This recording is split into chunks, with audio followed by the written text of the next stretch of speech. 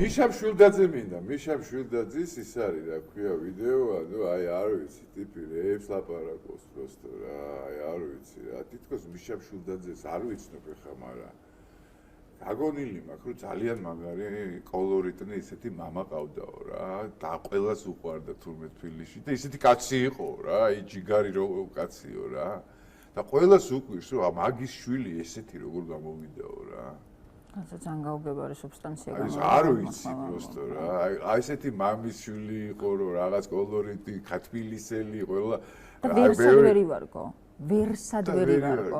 აი შეხედე კრეატივში ყობას იბრალებს, ვერ არის კრეატივში. იუმორისტობას იბრალებს, ვერ არის იუმორისტი, ვერანაირად. ადამიანობას არ არსებობს, ვერ არის ადამიანი, რომელიც ზის ეზერას ფორმულაზე და მამის ღირებულებებს და დამთავრებულია. მორჩენილი ამბავია. აი ესე შეუმდგარი ადამიანი მე მეორე მართლა არ ვიცი.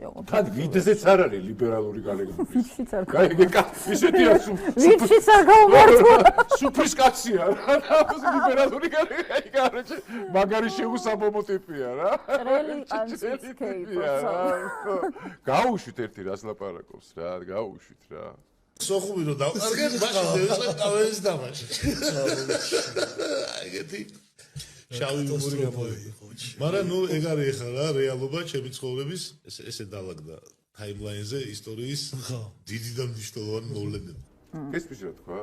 სოხუმი რომ დავყარგეთ, მაშინ დავიწყე კავერის დამაში.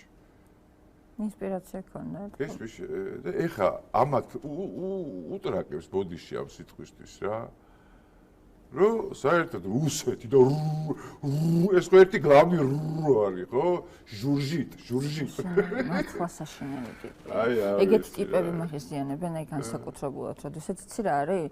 არსებობენ ნაციონალურ მოძრაობაში ისეთი პერსონაჟები, როგორი გასაკვირიც არ უნდა იყოს, რომლებიც ამბობენ, რომ ნაცები ვართ და ნაცები ვართ და ვართ. აი ესეთი პერსონაჟები რომლებიც სხვებისკენ იშვერენთი ყოველთვის რაც თვითონ აქვს გაკეთებული ოღონდ ერთი-ერთი რუსებს სხვას ეძახის თვითონ გაუკეთებია.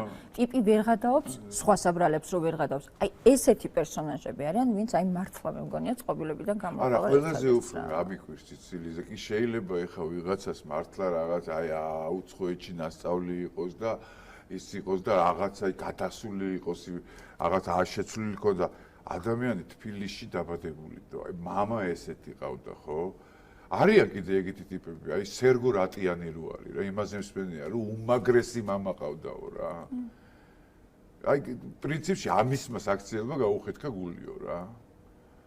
აი თბილისი ხო პატარა ქალაქია რა, აი ყველაფერი აი არ ვიცი просто რა. და თან ყველაზე მამაზე, დედაზე რა შენ გონია რომ იმათზე მაგარი ჭკვიანი ხარ და იმათზე მაგარ ფიქრობ? კი, გონია რა, ზუსტად იცის. აი ეგ არის უბედურება ამათ. და ყველაზე დიდი უბედურება ის არის რომ ამხელა კაცი ზის და აი ნახე ხა გია ხო?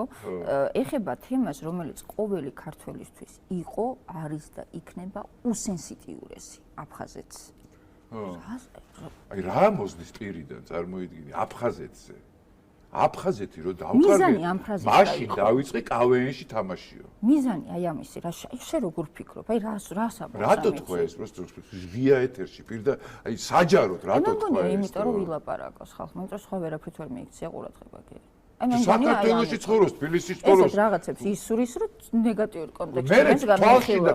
კბილებში მოხდება და იყვირს რატომ მოხდება? იმერად ბედნიერი იქნება, იმიტომ რომ ყურადღების ცენტრში აღმოჩნდება და იქნება ძალადობის მსხვერპლი.